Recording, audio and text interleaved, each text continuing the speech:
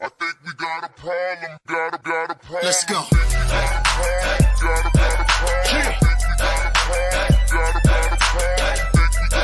Get up. It's that club, baby.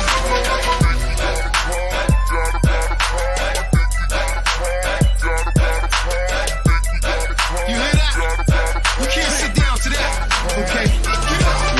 Yo, what up, y'all? It's your boy, Shig Luch, LOXD Block, Silverback. Hey, yo, right now I need to shout out the ISUPK classes. I want to give a huge, big, humongous shout out to all the UPK schools. We can't sit down to that. Shout out to Black Watch, hosted by General Johanna. Word, I need y'all to check out Cross the Line Radio as well, man. They've been open all week from 7 to 9. They ain't shut down because of the corona, the COVID and all that. They rockin' strong, you know what I mean? Think we got a problem, but really it ain't though. It's one of me and these bitches, I count about 3, 4. Think we got a problem, but homie just all talk. He ain't gon' pop a balloon with a pitchfork. Think we got a problem in the club with this dog. Rude boys, dogs, ladies, everybody.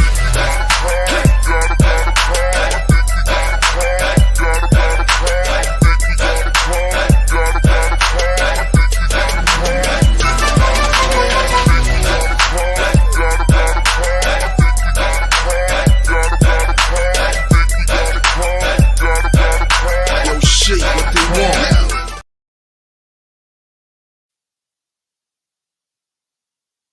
All right, Shalom, Lord of Christ. This is ISUPK, Delaware. All right, so this is the Tuesday night brotherhood class.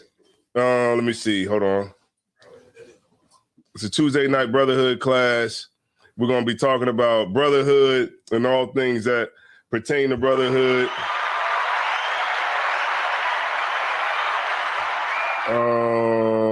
And you know what I'm saying? And we're going to do that. You already know what it is. All right. Let me see. Not yet. All right. Let's see who's in here, man. All right. Greg Walker, Zerai. All right. Big Main. All right. No sweat. All right. So we're gonna get this thing popping. So look, check it out. Look, when you this is what I need y'all to do. Share this feed. Share it to your social media, share it to your different groups. It's fine. It doesn't cost anything. Share it to your groups. All right, we got Link Trader in the building. We got Kanai. What's going on? Everybody, how's everybody doing, man? Yeah, that's right. It's time to get to work now. All right. The holidays is over, right? It's time to get back to work. It's time to focus yourself, get back into the groove of things, right. You know what I'm saying? And hit this so-called New Year head on, all right? We got a lot of things coming up. Before we get started, shameless plug, man. Make sure y'all check out one of the most necessary lectures of 2022. It's called The State of White Supremacy. It's going to be hosted by myself and Officer Mataza Pa. You understand what I'm saying? It's going to be at the Artscape building, all right? We got tickets for a $20 donation. We got tickets. So get your tickets right now. Get them right now. Don't wait, right? Get down here. Go ahead. Also, if you're not able, maybe you're not able to come because you might be in, maybe a brother or sister might not be able to come because they might be in California, they might be in Las Vegas, they might be in Texas. But you can also sponsor somebody to come too if you right. Feel it in your heart to sponsor somebody, right? Or make a donation for another brother who may not be able to, to pay for it or whatever, but right. He can still get here. Right, and just to add on to that, this lecture is very, very necessary. I know I didn't put in a lot of work. It took me a lot of different places that I didn't expect to go, but at the end of the day, I learned so much more about the topic of, white supremacy, racism. I learned so much more about the topic. It made me, be able to, go different places that I never thought I would be able to go as far as, checking out white authors. You know what I'm saying? Checking out white authors. Because, a lot of times, you read a lot of, black authors who's, talking about the truth and stuff like that. So you kind of, get in that space. But then, I've been reading stuff from, you know, Albert Bandura, been reading stuff from, you know, different people. So, you know, it gives me a wider perspective of racism and how, you know, it pertains to the psychology, you know, of Blacks, Hispanics, and Native Indians and how we respond to it. Go ahead. I was about to say, if I could, how, you know, it's going to be a very good lecture because most people think, okay, even brothers in the school think you know everything there is to know about white supremacy. But in all actual reality, you don't. You know what I mean? Unless you go into a lot of these books that we're going to be bringing out. Unless you attack white supremacy from like different angles, like we was forced to think outside the box. To show white supremacy, until you start to think about that, then you don't really know everything that you're supposed to know about white supremacy, right? And I mean, just an example how white supremacy is in the Israelite culture. Right. You see what I'm saying? White supremacy is in Israelite culture because you see it when they, you know, allow, you know, white people in this the Passovers and stuff like that. I seen one brother, he got Kabbalah classes. Oh man, that's crazy. This brother teaching Kabbalah classes, like Kabbalah. The Hebrew class is Yiddish class, and then they also teach a Kabbalah class. Oh man, that's crazy. Right, you know what I mean? Like we can't even have like our own culture. You know what I'm saying? Without white supremacy seeping this ugly head into it. Right.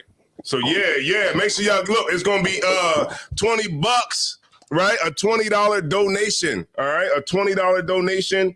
Get it in now. All right. What's going on, big man? Yeah, I've been out. I've been under the weather, man. I've been under the weather. So what did we say? You know, under the weather used to be like. Yeah, under the weather used to be, you know, I had a little cough, but, you know, now it's COVID. That's what under the weather mean. I had COVID. All right. So what I was going to say is, you know, so definitely get to the lecture, man. We're going to have food. All right. We're going to have food. We're going to have drinks, right? We got drink tickets available. So, you know, when you get in there, you know, you want something, we can't sell it to you straight up. So, you know, you got to get a ticket. All right. For a small donation, you know what I mean? You can get your drink on. All right. Then after that, we're going to have music. We're going to open up time for questions, of course. It's going to go into the night. Right. That's why we specifically started the time. When we started the time, it starts at 4:00 so they can go into night. Because I remember when I went to the Brotherhood lecture, Brotherhood is a Weapon by Captain Akkad and Daniela. It gives a different vibe when you got a lecture at night. You know what I'm saying? It's a whole different vibe than the daytime lecture. So to give everybody like a different vibe, it's going to be, you know, on and popping. We got some door giveaways for some people coming in. And it's just overall going to be good, man. And what we're trying to do is we're trying to have this lecture series at least every 3 months. So that's about 4 lectures a year. And you know, we're gonna have them, so they're gonna be here available for y'all. And you know, we here to you know, resurrect. I don't know, whatever the hell is out here, we trying to resurrect it. All right. So make sure y'all check it out. All right. The tickets are right here. I got them. Mataza Pa has them. Mataziala have them. They got them down there with Thusha Yum. So y'all can hit me up anywhere on my Facebook, DM me, whatever. We in the building. All right. All right. With that being said, all right. So I wanted to go into manhood, man. Manhood and what is real leadership. All right. Because remember, manhood, like, it has everything to do with brotherhood, right? Because what is manhood? Anybody? What would you consider to be manhood?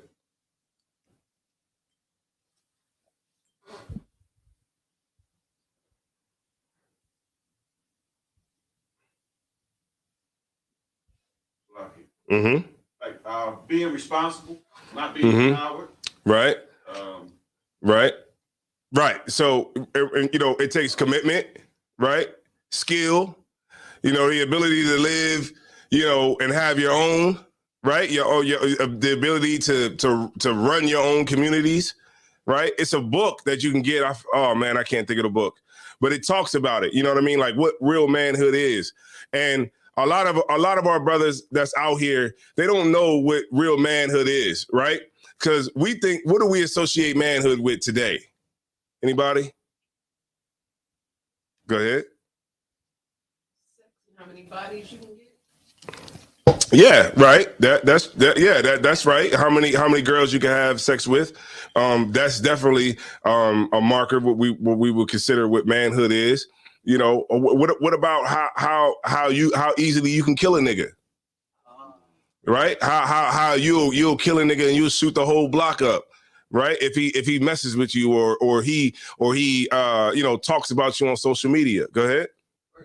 Jail nowadays is like right. manhood. Going to jail, right? Of course, right? Going to jail. Go ahead. Online, Big Man said putting down childish things. Right, putting down childish things. Right, you're right, Big Man. That's exactly what is a part of it. You know what I'm saying? Like we equated, manhood to how well we can destroy each other. You know what I'm saying? How tough you are. All those different things that doesn't that doesn't prove manhood at all, right? It just aids in the destruction of your own people, your own soldiers. Like, look, I was just down in Puerto Rico, right? And one thing that I saw that it rubbed me the wrong way, like even when I was down there, it was like, this is a territory of the United States. And I'm thinking to myself, all these people is basically summed up into a territory that belongs to the United States.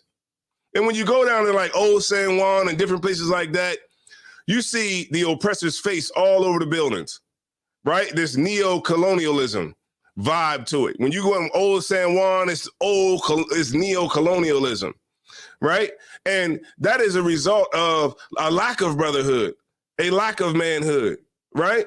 Because we see our greatest validation is being accepted by the oppressor, right? And the oppressor knows this. And this is why everything is just so, misconstrued with how we see manhood and how we see womanhood, right? So what is womanhood?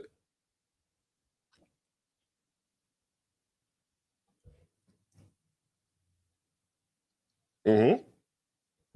As far as the world goes?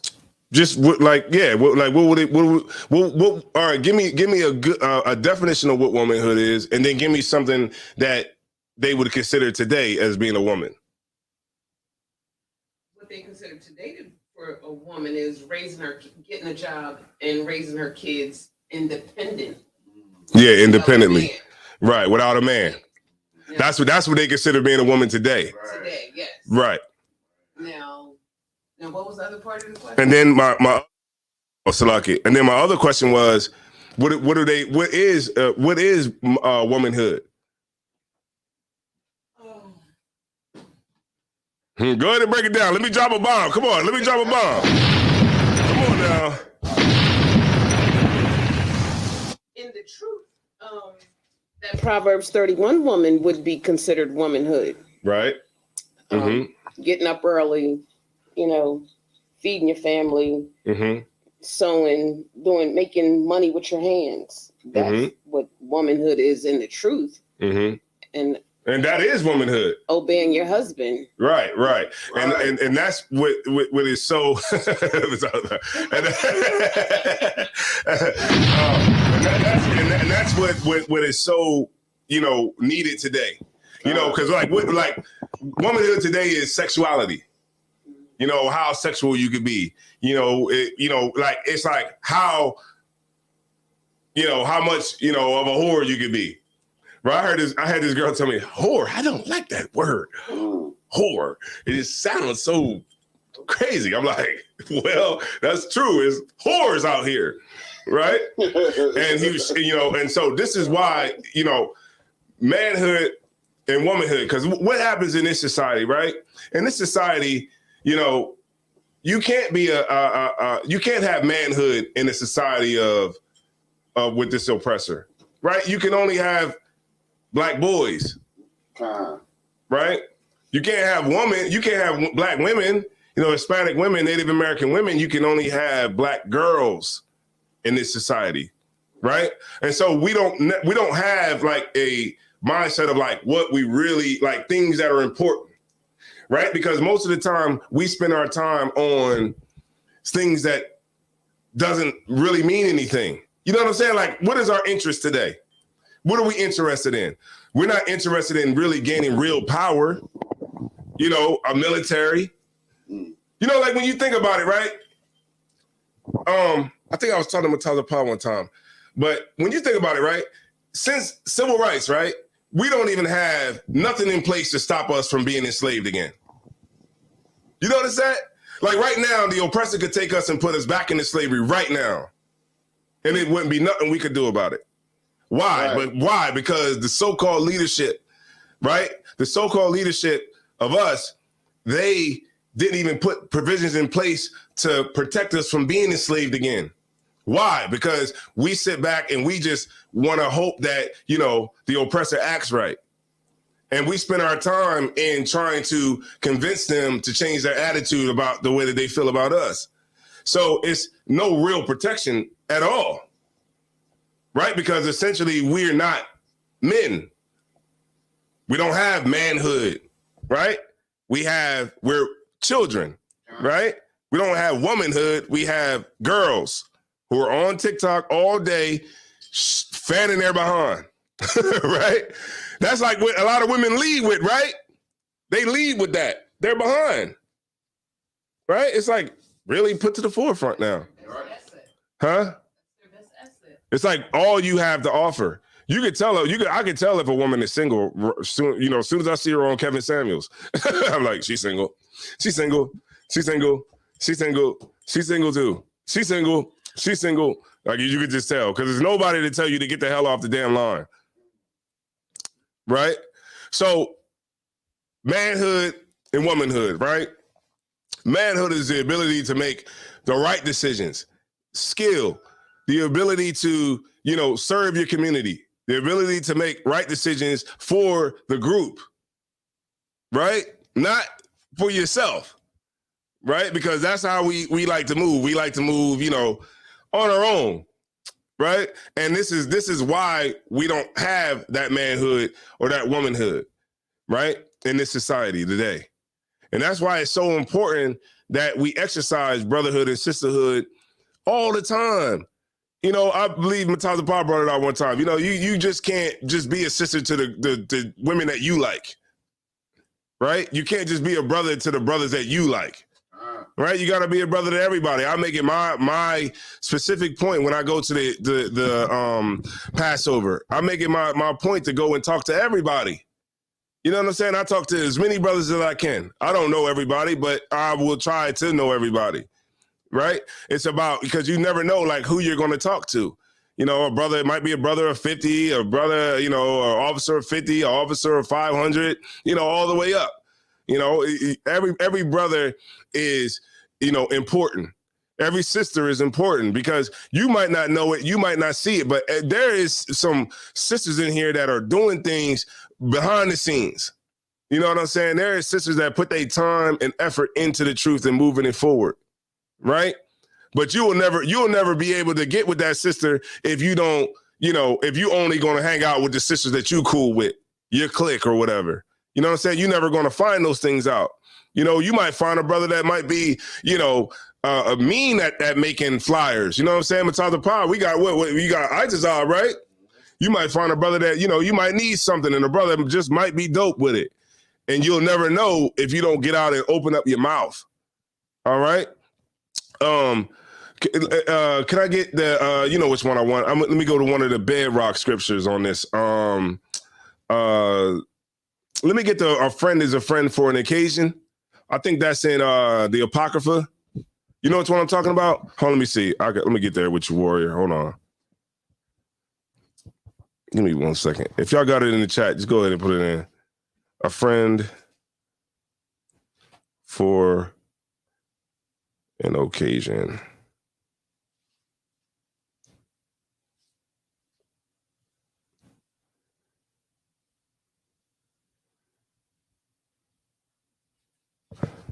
Apocrypha. It is Ecclesiasticus 6 and 8. Ecclesiasticus 6 and 8. All right, if y'all got any questions, man, go ahead and put them in. Yeah, you're right. It is about the whole nation. It's about the whole nation, man. It's not about like just the people you cool with. Because a lot of times we get stuck with, a lot of our people get stuck with that, man. Stuck up in that. You just, you know, you can't come in here with the same values that you had when you wasn't in here. Right? You remember what Christ said, you can't put new wine into old bottles. You got to put new wine into new bottles. So if you're the type of person that got issues with everybody, then you got to change that. Right? That got to be the thing that you have to work on changing in the truth. You know, it's not hard. You know, all of us in here are working, right? It's a constant struggle to work, right? To change ourselves, to change our lives, to change, you know, what we value in life.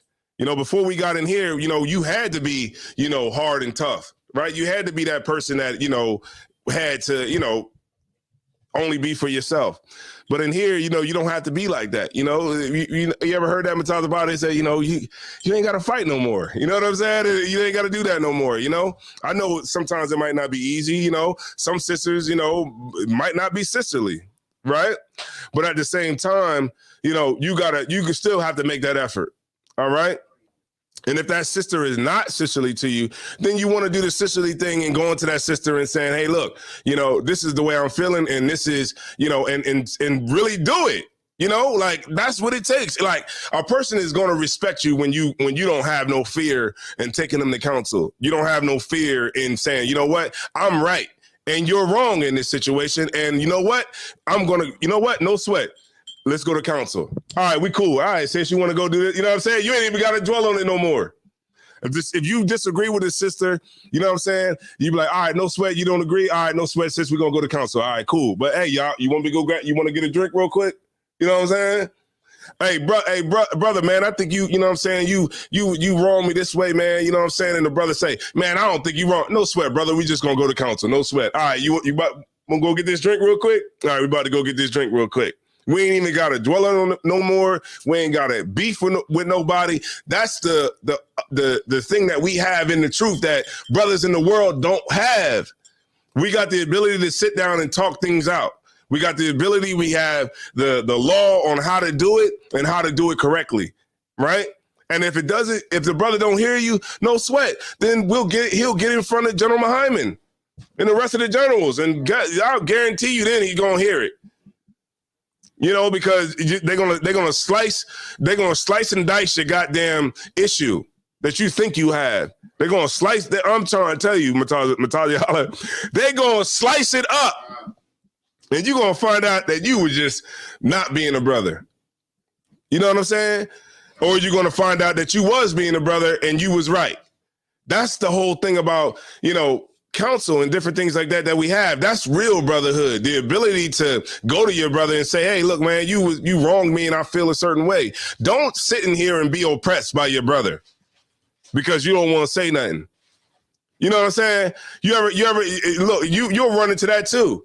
You know, a brother be like, I just don't want to say nothing. It's cool. Don't be like that, man.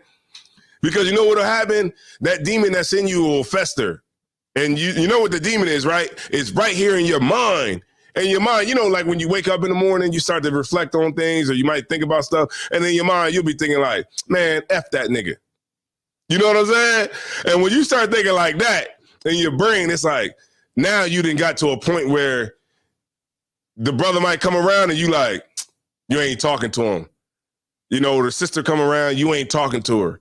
You know, you and the other sisters are talking to each other, but you ain't saying nothing to this sister, right?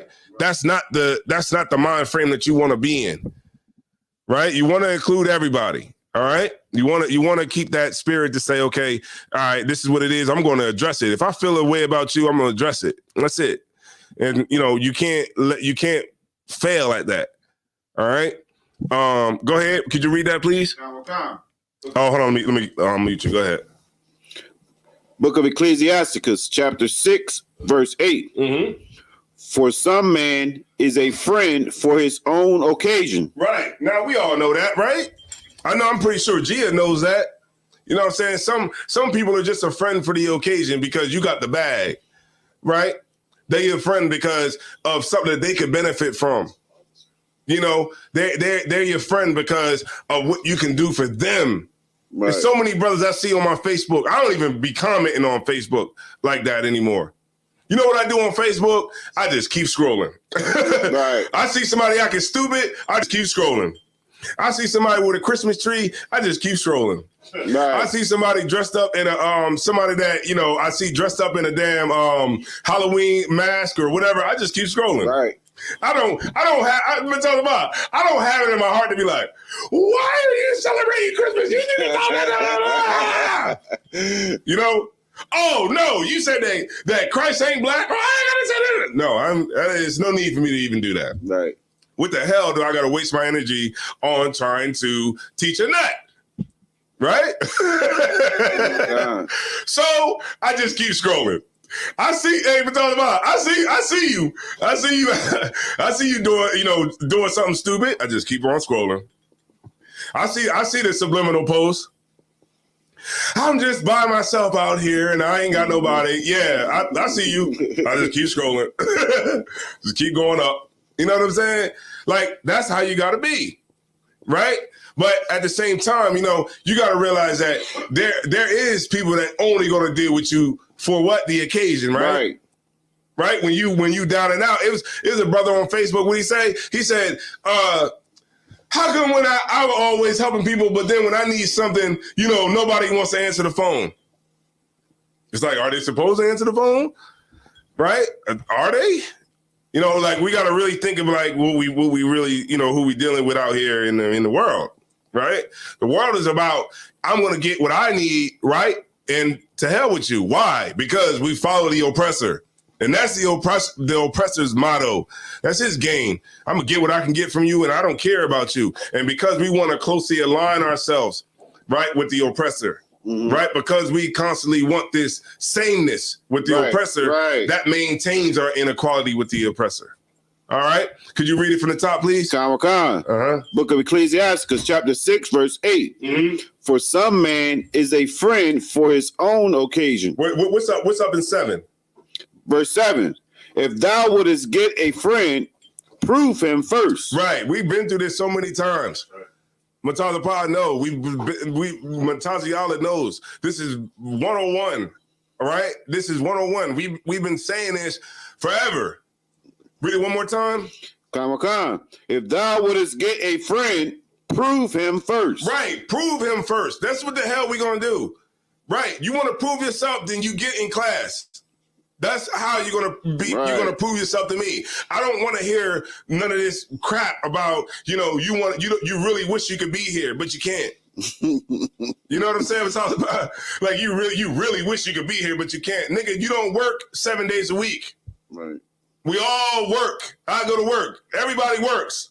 You ain't no. Hey, we're talking about. They stop making jobs when you got yours. Right? Look, you got 2 days off. Get here one. Give me 1 day. Give me your weeks. I'm talking about. Give me your weeks. Just give me those weeks and prove to me that you want to be down. Give me your weeks, man. You give Commander Joe Yohana your years, but I'll be cool with taking your weeks. Give me your weeks, man. I'll take them, and we'll log them in, and we'll move the process along. We ain't gotta hold you back. We ain't here to hold you back. We here to push you forward. We here to help you get to the next level. But it's only gonna work if you prove yourself first. You prove to your job why they should hire you, right? Because you show up every day at 8 o'clock or 7 o'clock or 6 o'clock. So some of us are in hell. We gotta show up. You gotta show up at 4 o'clock or 5, right? But you prove to them why you should be there, right? You prove to every goddamn thing that you're a part of why you should be a part of it. Why not prove to the truth why you should be a part of it? Why not prove to us why you should be a trooper, or you should be an officer of 50, or you should be an officer of 1,000? You got to prove it. It does not work by magic, right? It works by having the ability to put in groundwork. You know what I'm saying? The sisters, sisters can do amazing things in this truth. You know, don't get hung up on the fact that you can't teach the Bible. All right. You know, get out there and do things like get these programs, because there's programs, you know what I'm saying, that the oppressor look at me like I'm not giving this Negro this program. But, you know, you go in there like, hey, how you doing, sir? You know, and he give you the program. And then therefore you create the program for the rest of us. So there's places that I can't get in that you can get in. So the sisters can do great works in the truth. You know, but you know, some sisters just, you know, they come in and they leave. They want to come in and teach. You know, that's they can't be a part of something. They can't be a prophetess. You know what I'm talking about? Hey, an evangelist. You know, she want to be an evangelist. She don't want to come in here and sit down and learn something. She want to be an evangelist. So it's lucky. So if you would get a friend, man, make sure you prove them first. Right? Prove them. We all proved ourselves in here. Right? If you got some rank, if you're a trooper or something, a sister with her name, she proved herself. Okay, now at least we got that out the way. Now we can get on with the brotherhood and the sisterhood. All right? You got it, brother. Khan. Mm-hmm. And be not hasty to credit him. Right. Don't be hasty to credit him. You know, a lot of times, you know, in the world, we hasty to credit a brother. Oh, because, you know, he brought some weed over to the house. So yeah, that's my brother right here. Yeah, he brought some weed over here. Yeah, that's not your brother, right? Then they learned, didn't the 9 Trey gangsters? They learned the hard way with Tekashi, didn't they? They learned the hard way with Tekashi. They was quick to credit him. Why? Because he came with the bag. Yep. He had the bag. He had the, you know, the Dolce and Gabbana. He had the, you know, the Balenciaga. He had all the, you know, the stuff that they wish they could have. You know. And this, it's like we're addicted, you know what I'm saying? Like, you know, just a sidebar, it's like we're addicted to like the oppressor's standards of what we believe is, you know what I mean? Like his desire is our desire. Right. You know what I'm saying? So it's like if you want to fix like the criminal, if you want to fix the brother or the sister that's out there, you got to fix their desire to want to be like the oppressor. That's what you got to fix. You know, just like you got to fix the, you know, the person who's the dope fiend. I mean, not the dope fiend, but the, you know, you know, if you want to get somebody off of drugs, of course, you know, you got to put in the work to get them, you know, for that person to get off of drugs. But, you know, in order for drugs to stop, you gotta cure that, you know, the drug dealers, you know, passion for what the oppressor has. You know, because that's ultimately why he out there doing it. Yeah. You know, because he just want to get what the oppressor got. He just want the Balenciaga so bad. He wanna walk around with a Louis Vuitton bag, a man purse with money in it. You know what I mean? With $20,000 in it. Just why you want to ride around with $20,000? But because we see, you know, his life as an ultimate life that we can have in this place. We see his validation as like our greatest validation. You know, like a person, you know, they don't want to even hear nothing from us unless it comes from the oppressor. Right. You know what I'm saying? Like, that's crazy. Like, it was like,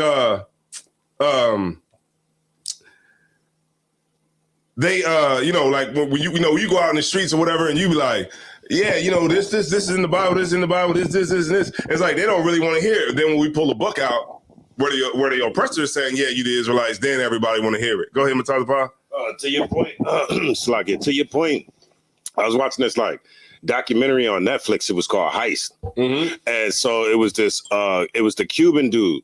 And the Cuban dude, him and his boy, or however it was, when he was in Cuba, he used to watch videos of the life in America and what life in America could be.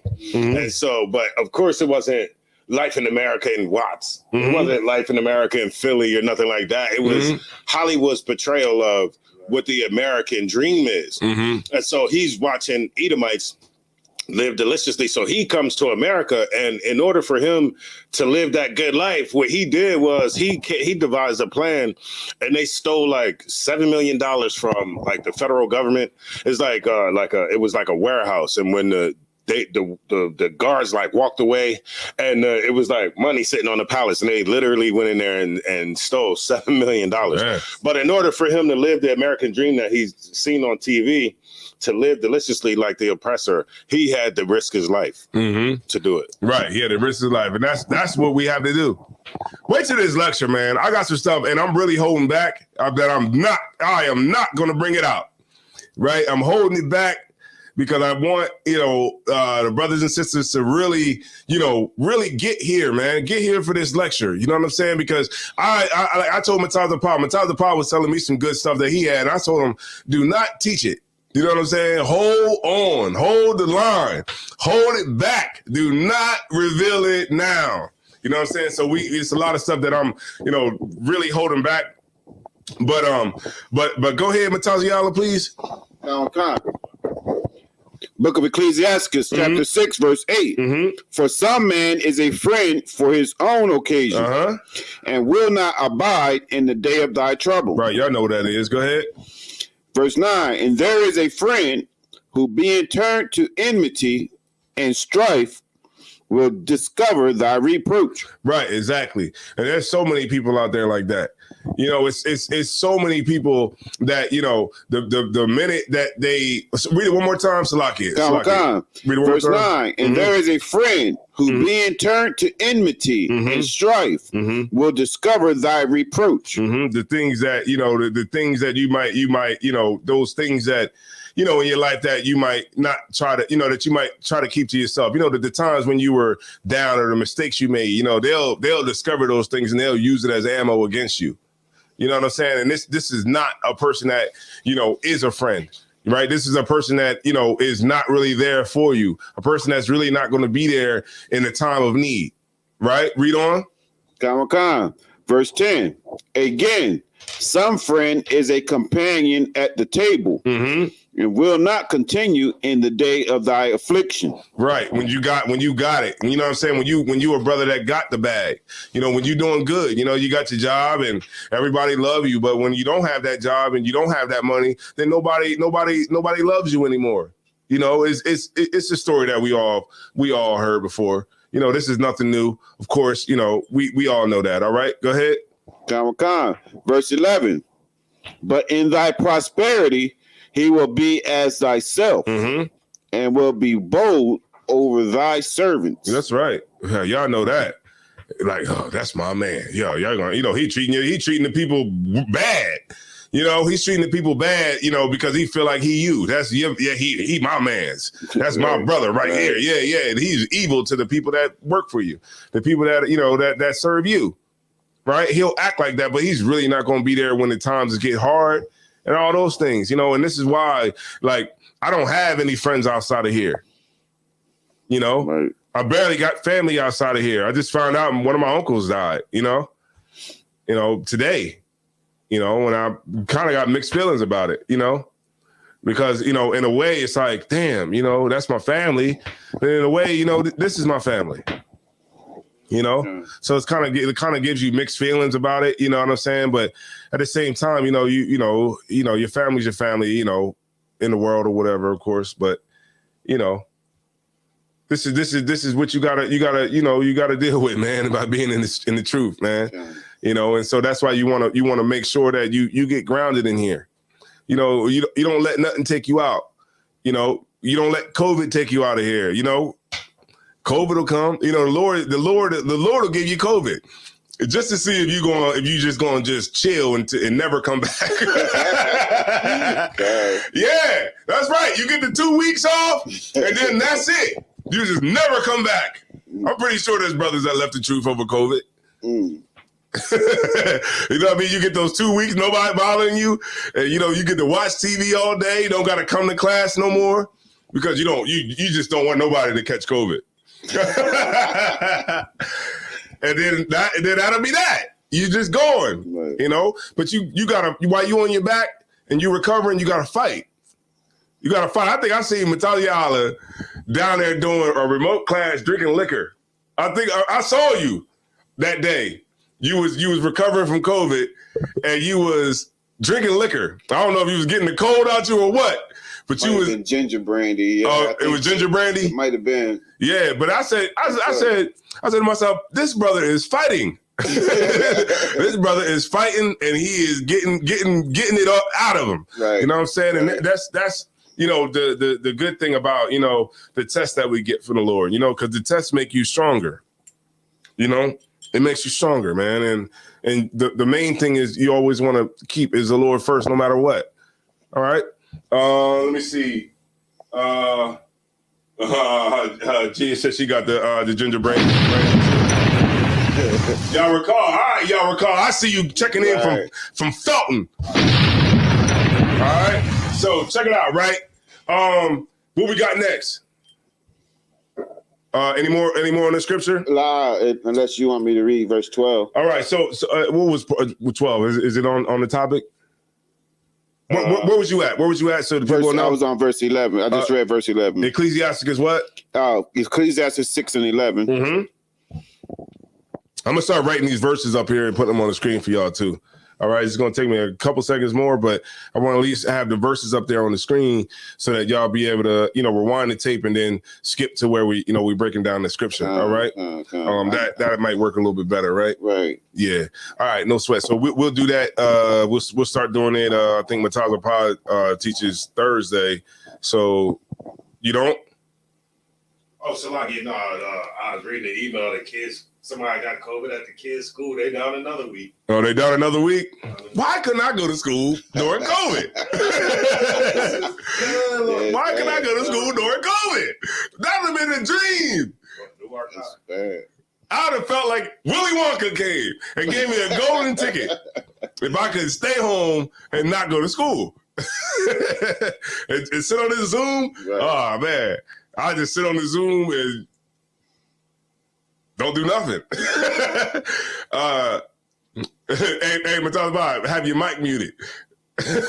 You're talking all day with your mic muted. All right. What was 12? 12 had anything on it? Nah, leave it. Nah. All right, done. All right, we're gonna move on. All right. So manhood is a social definition, all right? Manhood, a part of manhood is a sense of duty, a sense of sacrifice of oneself.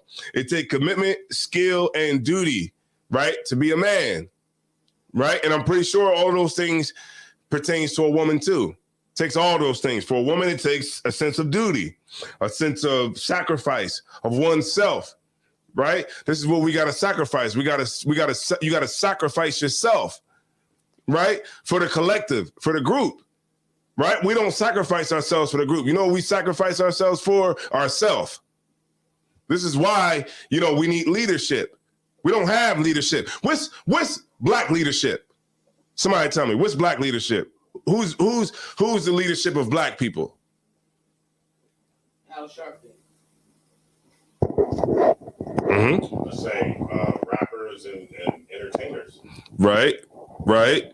You got anything to say? I was going to say the same thing. What we see on TV, and this is going to go into of course, the leadership of black people is white people. And you know what, Mataza Bob, those was my answers too, right? And y'all answers are right. Mm-hmm. But the leadership of black people are spokespersons with a suit on. You ever heard of like a black conservative? I always wonder, like, what are they conserving? Is it wealth? Is it resources? What are you conserving? If you were conservative, just somebody please tell me what a conservative is conserving, because what I see is that we don't have any resources. What are the resources that we have? What do we produce on a global scale that everybody would consume and get from us, right? Money, what we got to understand too with leadership is, what we see leadership is, what we as, I guess you would say, I don't want to say just totally poor people, but what we see as leadership is money, right? That's why Megan Thee Stallion, that's why Cardi B can do an interview with Joe Biden. Right? Because we see money as leadership. But money economically is not going to save us. Money is just not going to save black people and Hispanics. It's not. Why? Because the oppressor makes the money. The oppressor has the army, the military, right? So if The oppressor wants to shut it down. If we start to get too big with money and wealth and we start doing our own thing, then he'll shut it down. You want the proof? Tulsa, Oklahoma. Rosewood, right? Seneca Village. It's even more. It's like, I seen it was like, I got a screenshot of it. It's like 20, 30 more communities that was shut down. Why? Because we don't have the military in place to protect us. Right. So how big you think you're going to get economically? You think that he's going to support us, to be, big and have all of this money and economic power and do it all on our own without him? He'll just shut it down. And thanks to the so-called leadership of Black people, the spokesmen for white supremacy, thanks to them, we don't even have anything in place to even protect us. So what do? We just hope that they're gonna act right, that they're gonna do what's right, and not really, and in a sense, I see. Okay, it's kind of hard to say that I see it, but at the same time, like, their objective is to not really antagonize the oppressor so that he really shows his true side. So really what we do is we just tread lightly when something's going on. So it's more so like, we shall overcome. Shh. No justice, no peace. Shh. Don't want to really piss them off. No justice, no peace. Right? Because we really don't want to really confront the elephant in the room. Right? And because of our lack of brotherhood and our lack of sisterhood, this is why we're able to be exploited. This is exactly why we're able to be exploited. Exactly why. Right? Because in order for us to be exploited the way that we're exploited, we have to be out of our mind. And this is a necessity. It's a political necessity for us to be crazy. Think about it, right? Think about because of our lack of brotherhood, what do we empower? We empower the forensics department of the police station. We empower the homicide department. Right. We empower the regular cops. We empower the detectives. We empower the court system, the judges, the lawyers, the defense lawyers, the assistant district attorneys, the district attorneys, probation and parole, right? We empower everything because of our disunity. Yep. And because we have a lack of disunity, we're allowed to be exploited by every single stinking nation that come over here. Yep. This is why. It's a necessity to make us feel that we're dumb, we're stupid, the women are not beautiful, right?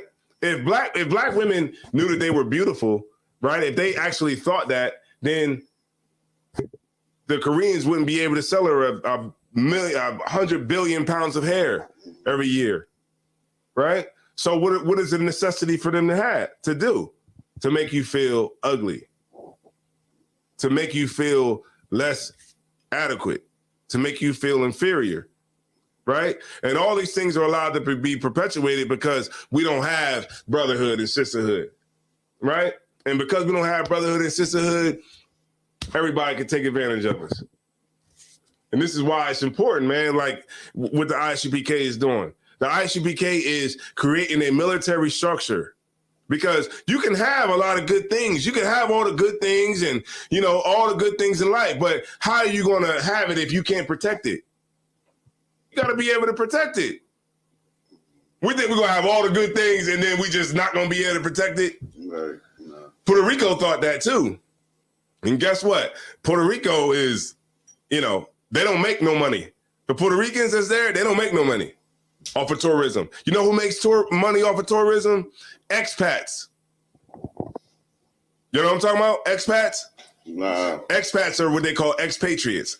People from America. When you go to the tours, it's somebody that's speaking English. When you go and go snorkeling and deep sea diving and you know, what's that called where you go under what's where you go in the water and not snorkeling, but you put the breathing apparatus in with the tank on your back. I think you just said it. Deep sea diving. Yeah, deep sea diving. All of that. Scuba diving. Yeah, scuba diving. When you go scuba diving, all that, there's Americans down there doing that, not the Puerto Ricans. The Puerto Ricans might work for the people that's down there doing it, you know what I mean? But the tourism is completely controlled by Americans. Right? This is where we're at. Like when you look at San Juan and you go to these different places, and it was like crazy to me how, you know, the tribe of Ephraim is down there completely being oppressed in every single way. And the people that are there, they're kept in poverty. When you got, you know, neighborhoods like La Perla and different neighborhoods like that, where these people are so oppressed that they're just killing each other. When the oppressor is making billions of dollars, right, taking people on treks through the rainforest, taking people on snorkeling trips, taking people, you know, on scuba diving trips, right? You know, helicopter rides, all kinds of stuff, right? Making billions of dollars a year, and guess what? The people that's there, the indigenous people of the land, get no wins with none of it. Don't get a cut on none of it. Why? Because it's a territory of America, right? That's gangsterism on a whole different level, right?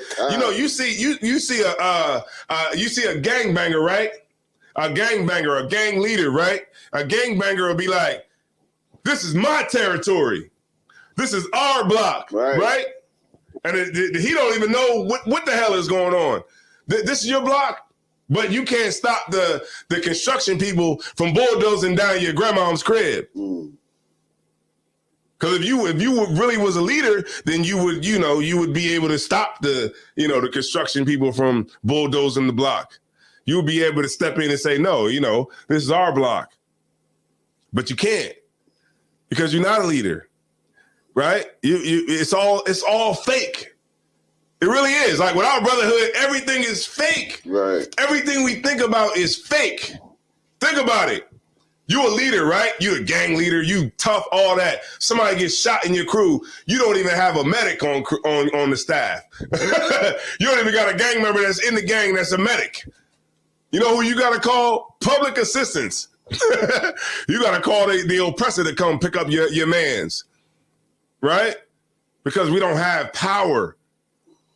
Without brotherhood, we don't have power. That's what we need. We need power. We need infrastructure. We need foundation. I think that is infrastructure, right? Foundation, infrastructure. The thing that goes on the foundation is the infrastructure, right? So like, I could be wrong. But that's the thing that we need. Well, go ahead. No, I was going to say, I think it's the other way around it. Infrastructure, then let's put the foundation. You talking about building? Yeah. Now I'm saying the foundation, the foundation, then the building goes on the foundation, right? Right, the foundation would be like the concrete. Right, and then the buildings will go on top of that. Right, and that's what we need. You know, we don't have any power. Everything that we say and we try to, rationalize, I guess, to make us feel better, to act like we got power. We look at integration as a power ideology. Right? Integration, right? What is integration? Can somebody please tell me what's integration? All right, Tara? Integration is coming together of any idea, principle, race, just coming together. Coming together. Blending together. Right. But how is it going to be integration if you don't have power? Because without that power dynamic, then integration doesn't work. It doesn't work. It doesn't work for you. It doesn't work for you because you don't have power. So what happens? You've been socialized to consumption. So what are black people? What are we? Without brotherhood and sisterhood? Consumers. Right. Consumerism. Right. We've been socialized into a mindset of consumption. So what do we do on Christmas? Go out and buy. Yeah. What do we do any other day of the week? Go out and buy. Right? Because we don't have the brotherhood and the sisterhood in place to have that foundation, so we don't have to be socialized to consumption. And this is, I'm telling you, it's like once you start really seeing it, and this is straight out of the scriptures, man. Like once you really start to see it, it's like you can start to break down the mindset behind it. All right. Let me get a scripture. Let me get tossed to and fro. I believe that's Ephesians 4:4.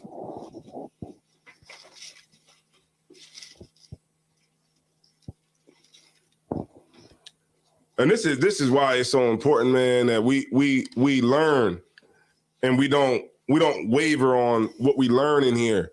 This ain't no game. We in here making ourselves, we're the new government that's coming. All right, go ahead, Mataza Pa. Ephesians chapter 4 and verse 14. No, 14, Slaki.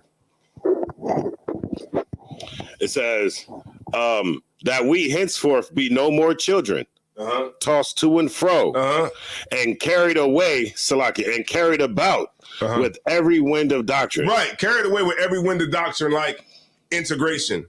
Integration is not a power ideology. You know what integration is? Integration is a weak group hiding amongst a strong group.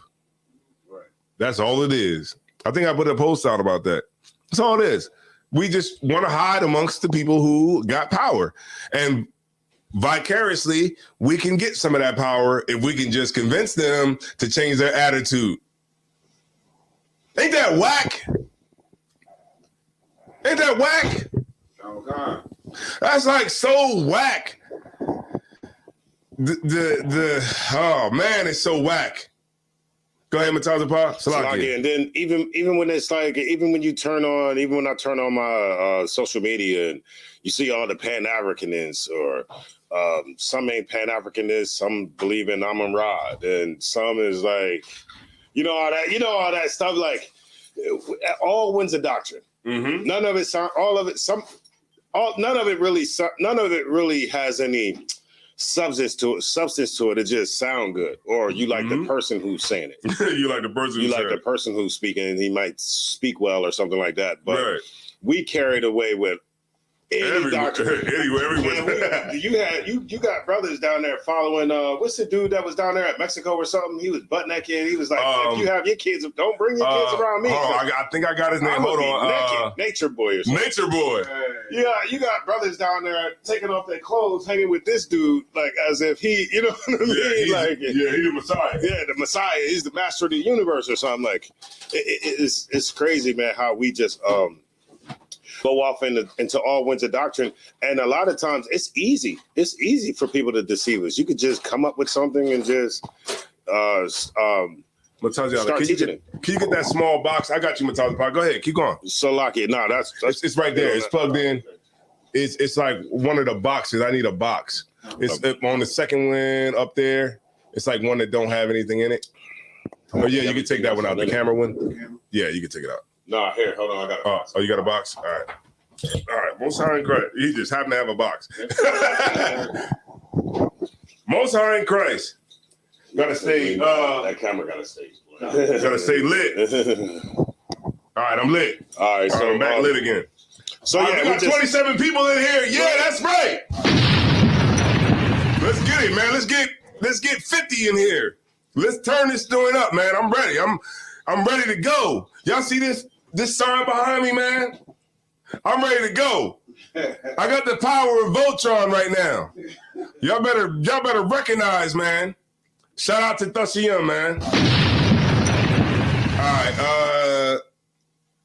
Could you read one more time and tell us about, please? Ephesians chapter 4 and verse 14. That we henceforth be no more children, tossed to and fro and carried about with every wind of doctrine. Children, man, we'll sit here. We got to stop celebrating Black History Month. We celebrate. How many times we going to celebrate all the wonderful things that George Washington Carver did with the peanut? How many times are we gonna, celebrate it like this is, like we got ahead in America. We're no more than we got further than when we was in slavery. No more different. No more different than when we was in slavery. It ain't no different.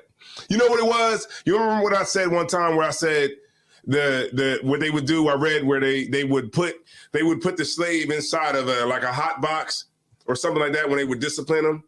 They would put them in a hot box, or they would, put them in the stocks or something like that. But then they would let the person out and let them into the cotton field. So the slave mentally, he would think that he was free. He got free from being in that small room, or he got free from being in that stock, and the stocks are the chains. And the oppressor would let him out in the cotton field, and he would feel like he was free. He was back, amongst the people. He was free, but he was still on the plantation. That's the same way we are today. We think we free, but because we was locked in a box, we was locked in a plantation, but he just let you out to a bigger cotton field. And you're still on the plantation. A lot of us just don't know it because of your, trust in the oppressor, because of your lack of brotherhood, all of that has to do with it. You don't even realize it, right? But guess who does realize it? The Chinese man that's sitting over in China right now. The shop owner that's sitting in Mumbai, Mumbai right now. He knows that he's coming over here to benefit off of our dysfunction. Go ahead, Mataza. And at some point, we're going to have to realize that we're being a vehicle for homosexuality, to usher in homosexuality. You know what I mean? Because all of the fighting and killing. Hold on. Let me edit some of those words out. Because all the fight, all the killing that, they did to us, you know what I mean? For us and all the oppression that we went through to get Black History Month. Mm-hmm. It only ushered in Transgender Month or whatever it is, Homosexual Month or something like that. Every time now when we be at the Black Lives Matter rallies, Black people all out there marching and everything like that. What do you see? The rainbow flag. Mm-hmm. You know what I mean? So it's not even turning into anybody really helping Black people. It's just we're going to use Black people so that we can, so that gay people, so that we can, elevate or get what we want out of America. Right. So if I could, if I would just, add on to what you said, you can keep the mic or whatever. But I seen on Martin Luther King's birthday on Monday, they had another march about marching for voting rights. And I'm like, damn, man, we still voting for voter rights. We're still marching for the same stuff that we was marching for back in the 60s. And here we are 50 something years later, you know what I mean? And we're still going after the same thing because the Black man, the Hispanic man, the Native American man, right, who is an Israelite in this place, man, or still have the mindset of a child, man. And this is why the oppressor don't respect nothing that we do, because who the hell respects children? Who the hell respects people that don't have enough brotherhood to be able to deal with each other? Right? Who will respect that? Who respects people that beg all the damn time? Who respects people that will, see the greatest form of validation is the oppressor's validation and not their own brother? What kind of people will respect the people that would not support their people, but they'll support the other heathens that's in America's people? You understand? This is why we don't get respect, right? We can get killed by the cops and we still love the oppressor, right? We can get, We can get kept under oppression. We can get, all the bad things that America has to give, and we'll still try to figure out a way that we can salvage one or two of the oppressors to make it look like there is some good, oppressors out there. Right. You understand? We always do it. Why? Because there is no such thing as black leadership. Right. Black leadership is white leadership. You understand? And this is why it's so important, man, that we don't be tossed to and fro by every single wind of doctrine that comes around. Everything that sounds good. I don't even know. Look, when I see these people when I seen Captain Cesariak's lecture and he was talking about, what's his name, Jeremiah Judah or whatever, and it was a debate or whatever. And I'm like, as soon as the nigga said he follows Black Jesus Minister, I'm like, you got to be a goddamn idiot, fool, dog, mark ass trick, Salakia, to be following somebody. Like, you can always tell a person by who they follow. You got to be a idiot to follow Black Jesus, a nigga that call himself Black Jesus. You gonna follow that brother? Then you got to be out of your damn mind. You know what I'm saying? It's like the ISUPK is the Israelite School of Practical Knowledge. Practical. The things that we talk about are practical. The things that can help you in your life that are practical. Things that, things that you get in your mind that are practical, that you can work out, and you can work them out in a very, very what's that word I'm looking for, Matazapa? A very, very intellectual way. Right? It's nothing stupid about something that's practical. Something that's practical is very, very, like racism. That's practical, right? It's not irrational or anything like that. It's very practical. And this is what the school stands on. The Israelite School of Universal, meaning that everybody, right? All 12 tribes can understand it. Practical. Right? It's something that we can all grasp the concept of. And the knowledge is what we get, and we get taught. And when you get taught, that's ultimately what's going to be the result of you getting taught all the time. You're going to gain knowledge. You're going to gain wisdom. And that's what it's about. You can't gain these things by getting tossed to and fro by every single wind of doctrine. There's so many brothers that hit me up and they be like, yeah, man, I'm gonna come check y'all out. You know what I mean? Yeah. Why wouldn't you come to our lecture? Why would you say that I think I can make it? Why don't you just say I'm gonna make it? I'm coming. Who the hell got a lecture called the State of White Supremacy? You know what I mean? But talking about who the hell out here got a lecture like that? Nobody. So if you miss it, you're going to miss it. So get there. But our people just be so out there and tossed away by every wind of doctrine. What you think? Somebody else going to come with a lecture that's going to be better than ours? No. It ain't. Who's even taking up the initiative to even, do a lecture like that? The lady who owns the place, Connie, I think I had tagged her. I think she took it down. You know what I mean? But talking about, she said, tag me when you start to, you start to promote it.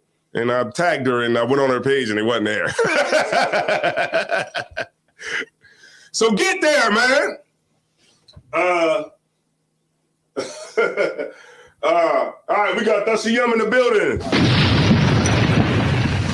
We got, right, Kanai, you're right. It was pathetic. It was pathetic. Judah's a fool. Yeah, damn fool. But guess what? He got followers. People that follow that brother. He got followers. He got not followers. I'm talking about. He got a following. He got a following. So that shows you how psychologically damaged we are. Right. And that is a very big testament to our poor mental health, right? And the oppressor loves it. He loves it. He loves cats like that. He loves idiots like Black Jesus. Any nigga that come to you talking about that's how you know when somebody's going crazy. Because guess what? What's the name did the same thing. Jim Jones, he said he was Jesus. Right. You know, the cat who had people drinking the cyanide, he said he was Jesus. You know, everybody who, you know, who have ever been out in history that had a cult where, you know, suicide was was the ultimate goal. They said they was Jesus. All right. So you better look, you know, anybody that, you know, say they Jesus, or this one cat called me, this nut called me. I don't know what it is, but this nut called me talking about he don't want to come to class because he feel he's Jesus. And it would be a conflict of interest if he comes to class, him being Yahweh Shai. We still looking for Yahweh Shai. And we still in captivity. He can't do nothing about the oppressor. Nigga, you need to stop smoking weed and get in class. That's what you need to do. And stop naming yourself. These guys need to stop naming themselves. These guys is coming up with names that is crazy. This cat, you know, I seen this cat, his name was Yahweh Shai Maccabeus. Like, you know, you just coming up with names, you know, on your own. All right. So go ahead. I was going. Go ahead. Oh, sorry. If I may, we are people that are easily swayed, easily fooled, easily manipulated and deceived, easily can pull the illusion, pull wool over your eyes. That's why the scripture says, "My people are destroyed for lack of knowledge," because we just don't have common sense. Could you pull that scripture, please? Come. All right, so we're gonna go a little bedrock, and then and if you don't mind, Matata, if you don't mind pulling Isaiah 5 and 13, if you could.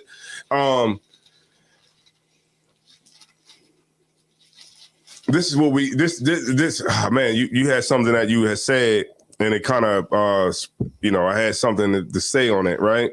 About, you know, we say that one more time about where we toss what? Children. Yeah, children tossed to and fro by every wind of doctrine. That's exactly right. Mm-hmm. You know what I mean? And we got to stop being that way. And we're destroyed because of lack of knowledge. Now you got to go yours first. All right. Come. You want me to finish that scripture because it was more. Oh, it was more on that. All right. So Salaki, y'all, we're gonna go back a little bit to Mataza Pa's scripture that we had before, which was Ephesians 4 and 14. All right, you got it, Mataza Pa. He gonna finish it out. Ephesians 4 and 14. It says that we henceforth be no more children, tossed to and fro and carried about with every wind of doctrine by the sleight of men, you know, like the deceit of men, you know what I mean? And cunning craftiness, whereby they lie in wait to deceive. Right. Yeah, they wait to deceive all the time. They always figure out a way that they can, you know, we go to, you know, they work around the clock. You know, all the shifts, you know, we go to work and go home. We work one shift and go home and go to sleep. You know, we ain't working 3 shifts on figuring out how to overcome the oppressor, to get out of, you know, his grip. We ain't working around the clock like that. We go to work and go home and go to and go to sleep. You know what I'm saying? So we got to put that same effort into getting free. You know what I mean? But the only way it's going to happen is with the Lord. You know what I'm saying? Like, like so many people got like so many ways. You look at Marcus Garvey, Booker T. Washington, Carter G. Woodson, so many people out there that have, like, you know, intellectual ways to get free, but none of it has the Lord involved with it. So it's not going to work. It's not going to work. Everybody tries to do it without the Lord involved with it, and you will see that it will not work. You know what's going to happen? You know what? We keep trying to do it without the Lord. You know what's going to happen? You're going to die, and you're going to come back, and we're still going to be under the oppressor. You're going to die again, and we're still going to be under the oppressor if Christ don't return. That's what's going to keep happening. We're going to be saying Black Lives Matter on Mars. We're gonna be on Mars. Because you know the UFOs is, I don't know, the UFOs is coming out now. You know, that's what's gonna happen. We're gonna be on Mars talking about Black Lives Matter, right, while you're floating away. And guess what? You're gonna be working at a dirt field on the moon. Right. You're gonna be working in a dirt field on the moon, messing around. If we don't get it together, man, we gotta get it together, y'all. All right. What was it? You had Hosea 4 and 6, right? Yeah, Comic-Con, sir. Book of Hosea, chapter 4, verse 6. My people are destroyed for lack of knowledge. Because thou hast rejected knowledge, I will also reject thee. They don't never read this in church. You know, because they don't read this in church, this is why the pastor could sprinkle, like he can wipe spit on somebody's face. Right. Because they don't. He put like he's at. No, he hot spitting Twice. and put it on his face, and then look, and then wiped it on his face. That's how Salaki. That's how you know that man. That man that he wiped it on is effeminate. He's a homosexual. He's something. Yeah. It's in order for you to allow another man to do something that's just that disgusting. That disgusting. Somehow that happened to you before, or you enjoyed it, or you like him, or something. he hawk spitting. I mean, he did it twice too. He spit in his hand twice. That's disgusting. With COVID and everything out there now. Go ahead. Even still, he was what? So I was watching it on the Breakfast Club, and they said it was his brother that he did it to. Oh, but that's even worse. Yeah. Like, come on, bro. You know what I mean? I wouldn't even. You know what I mean? I get it, bro. You a pastor, but damn, don't wipe no spit in my face, bro. He hog spit twice too. Twice. Yeah, and it's COVID out here. You know, all kinds of things. Trust me, he probably got COVID right now.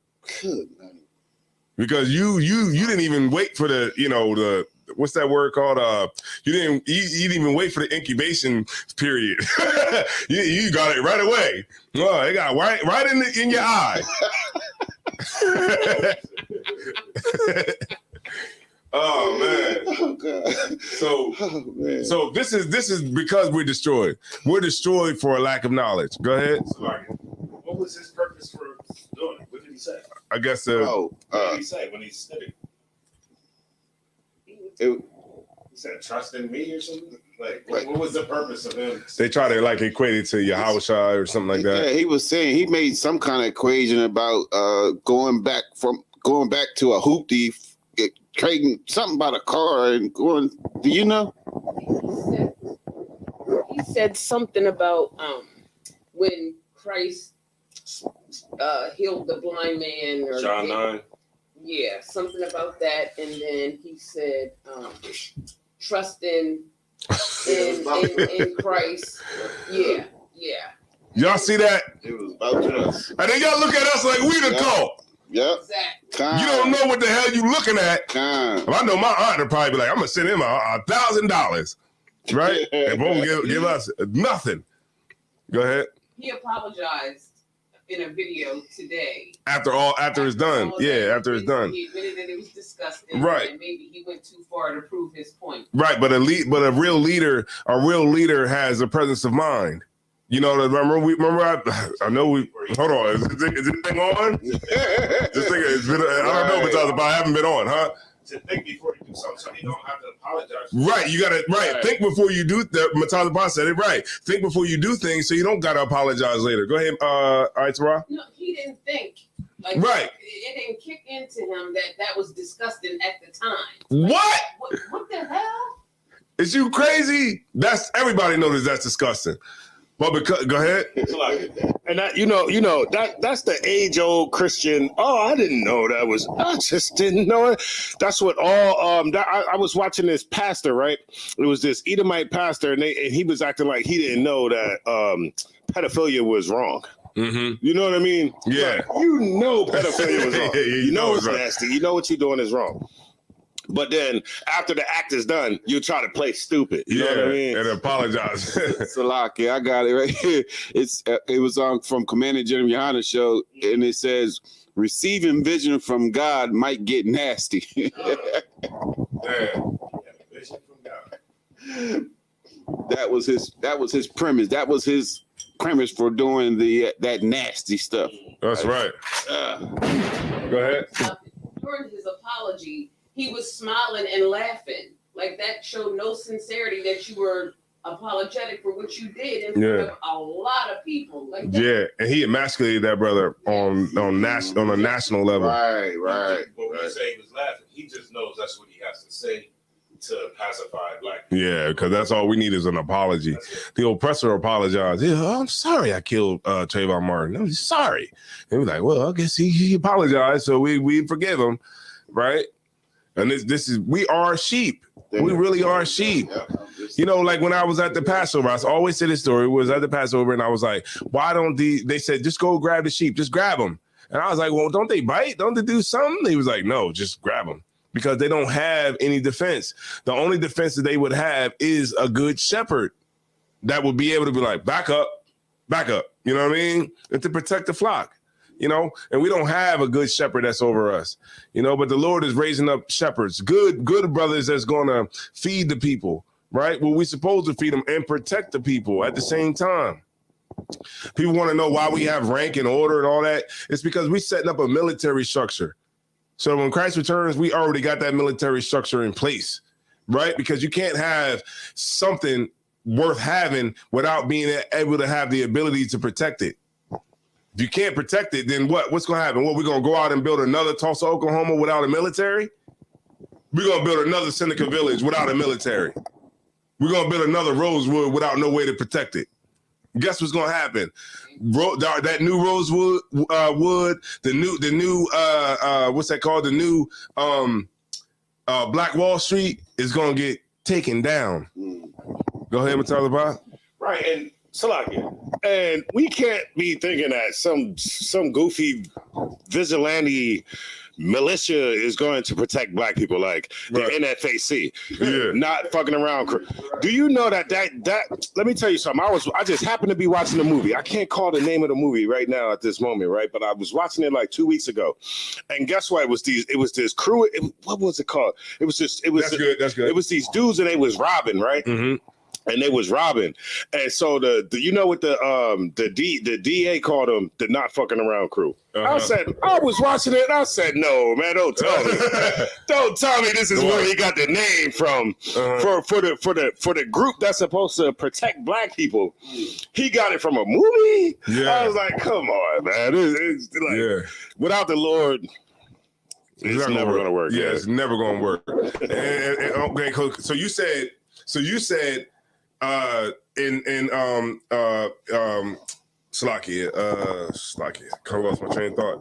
Hosea 4:6. You say it one more time. Book of Hosea, chapter 4, verse 6. Mm-hmm. My people are destroyed for lack of knowledge. Right, we destroyed for lack of knowledge. Could you read the one you got, Matalaba, please?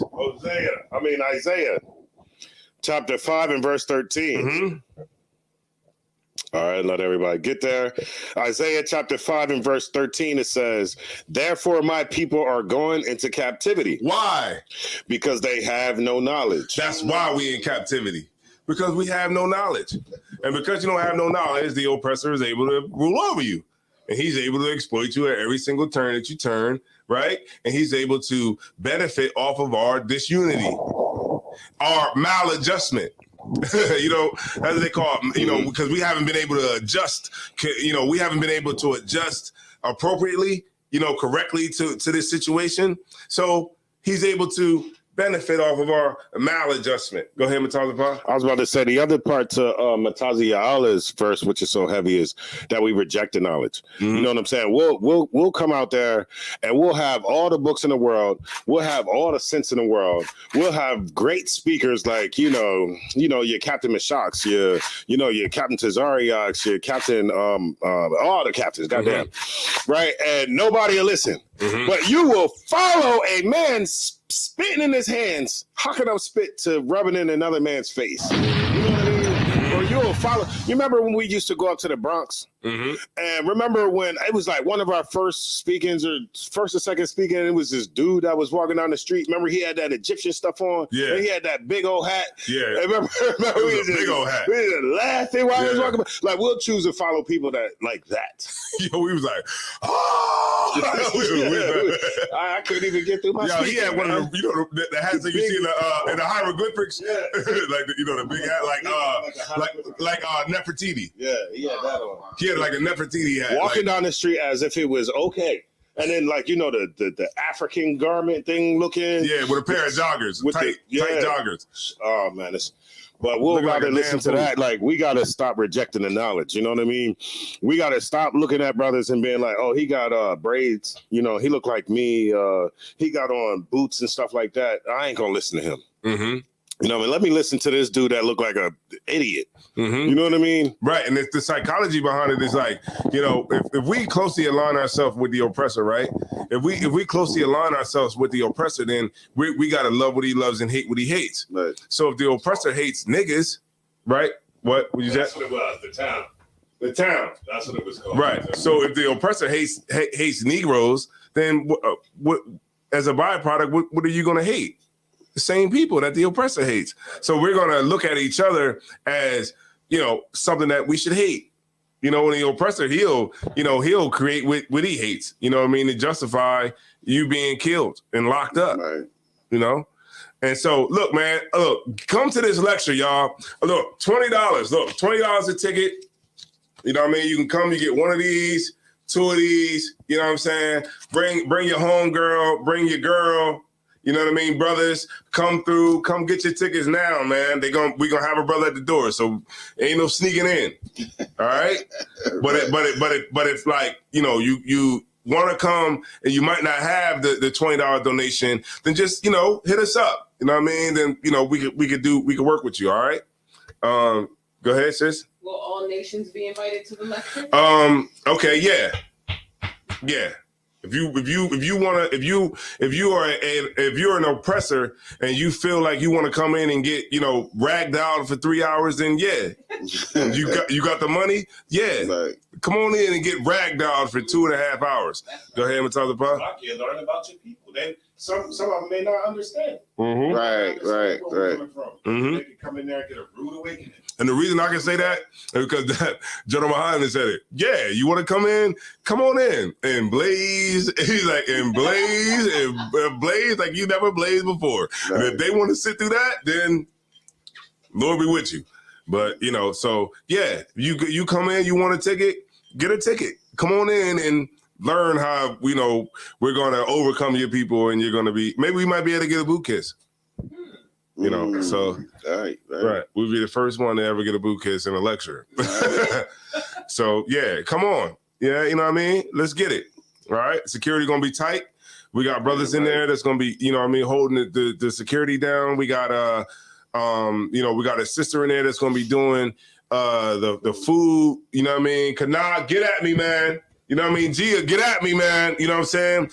We need you know, that whole thing to be ran real good. I know y'all sisters are real good with that. So go ahead. So again, if any brother, if any sister has any body butters, oils, you might have some T-shirts, you might have something that you know, a product that you sell or a service that you offer. You know what I'm saying? Go ahead, get with me, get with you. Yeah. You know, Officer Tazaiwan, and you know, come down there and get it on. Yeah, you know what I mean? Right. It's always a way that you can make money. Right. What I'm saying? And this is like a good opportunity for, you know, everybody that might have been doing something as maybe like a hobby or something like that. And this is going to be an event where, you know, you can come and you can get those donations that you need, you know what I mean, to help you out with your business, you know, and it's a good experience for everybody, you know what I'm saying? So, you know, it's definitely, you know, we got everything we need, all, you know, and with the brotherhood and the sisterhood, right, we're going to be able to make this a great event that we can set the standard for the next one. You know what I mean? Right. That's why we got to get some sisters. Yeah, that's right. Sisters, get up in there, man. All right. Don't waste it, man. All right. All right, yeah. All right, Kanal, man. I see you. All right, Gia. All right. So shout out to all the brothers and sisters that's in here. We got 26 people. All right, man. Y'all really messing with your boy tonight. All right. Let's get it on, man. All right. So brotherhood and sisterhood is the foundation, right? It's what we build on, right? It's the concrete at the bottom, right? The concrete at the bottom, what do you build on the concrete? You build houses and you build towns and cities and all those different things, right? And we had a government structure, right? A government order that we supposed to be following, which is the Bible, right? The Bible is going to give us the upper hand on every single nation that's around us, right? The Lord is watching to see if we could be around these nations now, right, and be able to be steadfast on the law, the statutes, and commandments, right, so that when we get in a position of power, we can still be around those same nations and hold steadfast to the commandments, the laws, the statutes, and and the statutes. All right. Right. So this is what is important. you know, and this is what we definitely need in this time, right? We in 2022, supposedly, right? I don't even want to fight.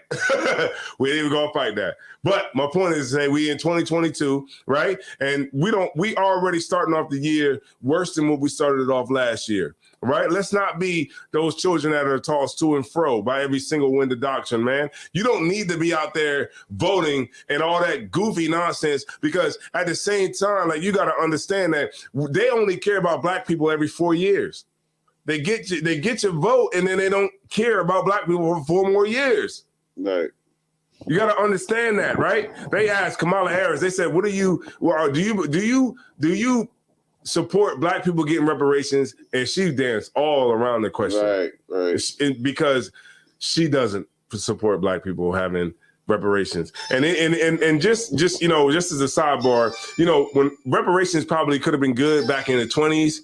And all those different, you know, that time when it probably could have been more beneficial to us. But right now, reparations wouldn't be beneficial to black people, because all we would do is give it back to the oppressor. All right. You wanted to say something? I'm sorry. Salaka, if I may, I had a precept on what you was bringing out. Let's get it. It's in Judges chapter 3. I was read verse 1 and 4. All right. So you want to know where you can buy the cups at? You talking about these right here? These joints right here, you can get them off of Amazon. Ahava, Yahawada. Yeah, you can get it from Amazon. Oh, okay. You can get them on Amazon, sis. I think that's Sister Salaki. I can't really see it. All right. Mm-hmm. Book of Judges, chapter 3, verse 1. It says, "Now these are the nations which the Lord left to prove Israel by them. Even as many of Israel as had not known all the wars of Canaan." Verse 4 says, "And they were to prove Israel." To what? And they were to prove Israel. That's right. By them, to know whether they would hearken unto the commandments of the Lord, which he commanded their fathers by the hand of Moses. Right. That's what the Lord is testing us on. That's what he's testing you on, right? He's testing you to see, okay, can you be around these heathens, and can you do what's right? Can you stand fast? You know what I'm saying? When you see these heathens around you, will you not want to have sex with them? Right. Will you not want to take on their gods? Will you not want to take on their customs? Right. Can you do it?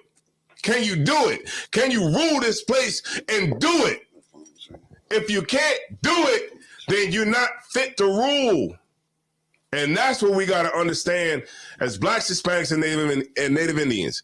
At this point, we're not fit to rule the world. Right. Oh, man, I know that punched a lot of people in the gut. Right? Because we got melanin, right?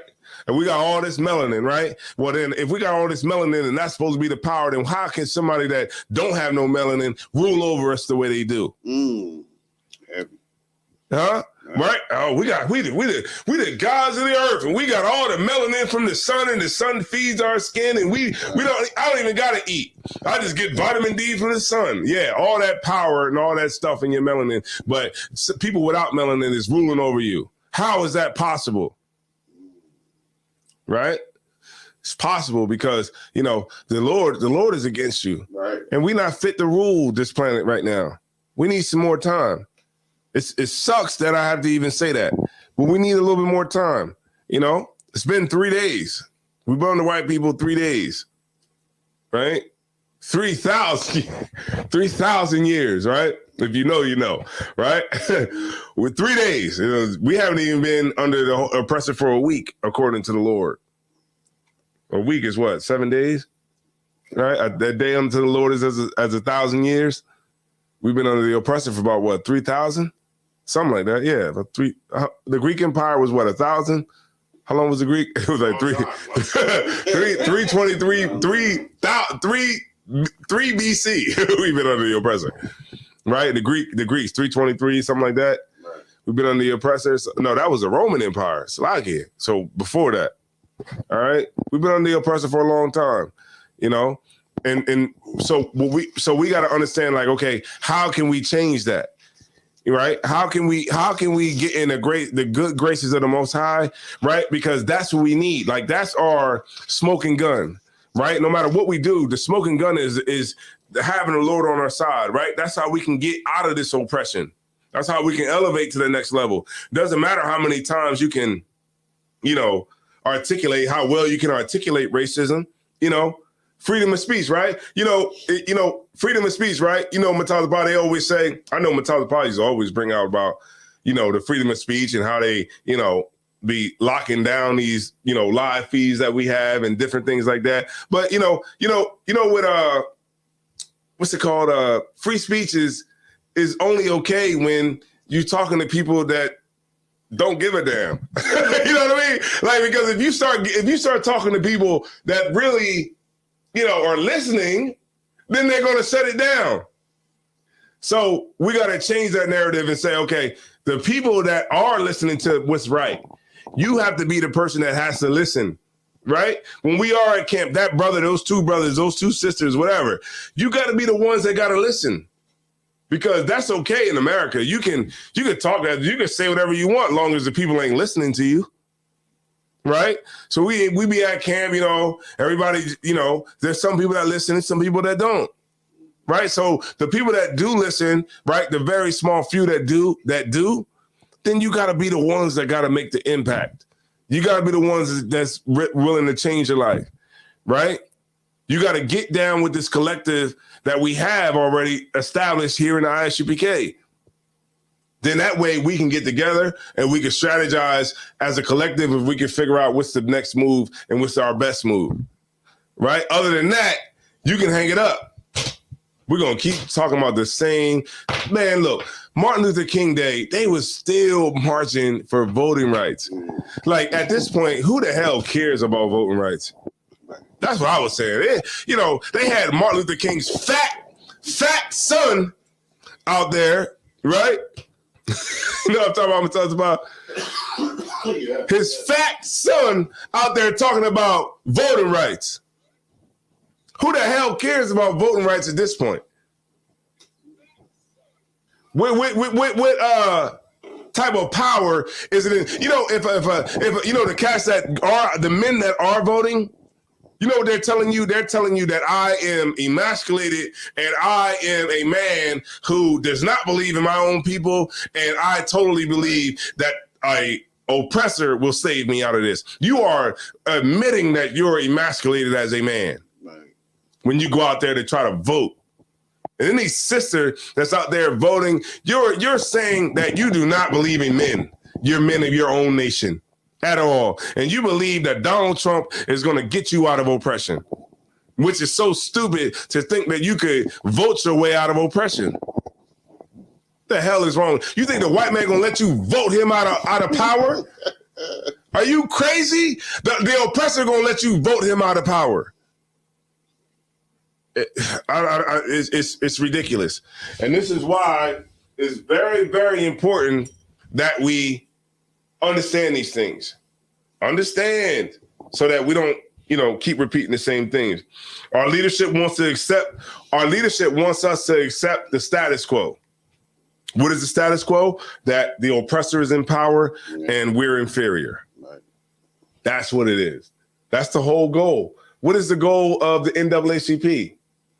The goal of the NAACP is to be a reactionary organization. So they're not going to try to really actively try to help Black people stop the oppressor from, getting on us. They just want to protest after they get you. And in the ISUPK, we're not about, being reactionary. We're about saving the lives of our people and understanding that this is the oppressor and this is the devil that the Bible speaks about. So we're going to stay away from you for our own safety, right? We're going to do that. And that is what makes practical sense, right? And all the things that we've been through can create practical knowledge. Right. You know what I'm saying? And that's what we need. All right. Let me get one more. Let me get oh man, what I need? Let me go somewhere good. This bedrock. Let's go to Romans 13. All right. You got one more, Tazaba? What's up? Let's see. One more place that I want to go. All right, let's go there. All right. Bedrock. Hey, yo, make sure y'all get these tickets, man. I got a lot. All right. Time kind of. You want verse 1? 11. Verse 11. Mm-hmm. The book of Romans, chapter 13, verse 11. And that knowing the time, that now it is high time to awake out of sleep. Right. This class, I kept the scriptures real basic, right? For a reason. Real basic so that you can understand and get the practical, out of it, right? Get the practical out of it. Something that's real easy for you to break down, something that it doesn't take, a lot for you to wrap your head around the concept. All right. So what we want to do is, it said that we want to be, it's high time to awake out of sleep, right? You want to wake out of sleep right now, right? You don't want to continue in down the year of 2022, worse than you was in 2021. All right. We know that the Omicron is here. We know that, the Megatron is coming. All right. All these things are coming. And guess what? Fauci said that it's going to hit everybody. That's what Fauci said. Fauci said the Omicron is going to get everybody. He said, you just wait. Right. So if you didn't catch COVID and and all that kind of stuff, just wait on it. All right. It's coming. All right. So you're going to get it. All right. Just a matter of time before you catch it. All right. And you just know this, man. Remember, the best thing that you could do, the wisest thing you could do is cling to the Most High, man. Right. Pray to the Lord, and live life, man, the way you're supposed to live life. You know what I mean? With this, come into this truth and get yourself together, man. Stop joining these stupid motorcycle clubs. Motorcycle clubs and all kinds of stuff that the Elks, you know what I'm saying? The Elks, the Mason. I haven't had one Mason tell me what they actually believe in. Yeah, the Eastern. Yeah, you a sister. You want to be an Eastern Star. All right. You don't know what the hell you even getting into. All right. Get into what's practical. Right. Get the knowledge of the ISUPK. Right. Get in here and stay down. Don't roll out. Right, because you too, bitch made to go to a brother, or you too bitch made to go to a sister, right, and talk about what the hell is going on. Salaki for my language. All right. So, you don't want to be that brother. You don't want to be that sister. You know what I mean? You don't want to be the Salakia brother. You don't want to be the Salakia sister. Salakia. Right? You don't want to be that sister. All right. You want to make the best decisions that you can make when you can make them under pressure too. The presence of mind. Remember, Rob? Presence of mind. Hold on. Is this thing on? It's not on, Matazaba. It's been off since we've been in here, in the school. It's been off. All right, so maybe it's on now. All right, this mic on? All right.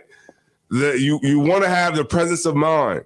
The presence of mind will give you the ability to make the right decisions when you don't want to make the right decisions. It gives you the ability to make the correct decisions under pressure. All right? Under pressure when it matters the most. Right? You want to do it. All right? We got the Passover coming up. Make sure y'all, get y'all tickets, whatever it is, right? Get it on now. I think they got like another hotel or something like that. Get it on. Look, get down here. I'm telling you, get down to Wilmington, Delaware, so that we can do this lecture, man. It's going to be the last weekend of Black History Month, which is nothing that we should be celebrating. All right. So you want to get down here so we can analyze Black History Month, right? We can strategize and find out what's the best way that we should move as a people. All right. And with that being said, man, I'm going to end it right now because I don't want to give y'all too much. And I'm going to turn the class over to Precinct Officer Mataji Allen.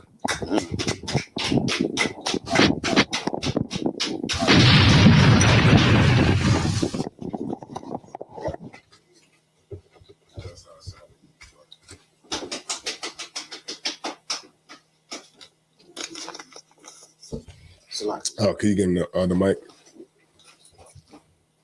I need more. Oh, yeah. There you go. Yep. ISUPK security announcements. Rules for new brother and sisters. When a new brother or sister comes into the school, they are off limits for 6 months. They are to be saluted only. They are here to learn and share themselves of the world. If they need transportation, a teacher will arrange it. After 6 months, if a brother or sister has an interest in a particular person, they are to seek counsel from their heads. Ties, which is a commandment. Numbers 18:21, Malachi 3:8-10, means 10th in Hebrew, ma'ashara. 10% of every penny of any increase the Lord gives you. Priest funds is free will offering for the priests. It's not mandatory. It's whatever amount you would like to donate. Upcoming holy convocations, we have the Feast of Purim, which is February the 14th and 15th.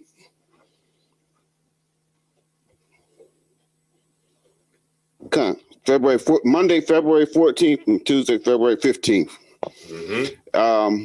Come out and learn about your history and learn about what this powerful sister did to preserve our nation. All right.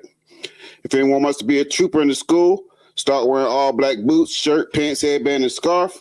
That being said, Amajim, which means to stand. Amajim Shabbat. Amajim Barak. Yeah, how about Shimmy Al Shabrakatha? Yazbatah. SARS means to turn. Sister Amajim. We're going to get a sister courtesy salute. Individual, Amajim Shabbat. Amajim Barak. Yahweh Shema Alathan by Shimmy Al Shad. Yahweh Shema Alathan by Shimmy Al Shad. That's right. Class dismissed.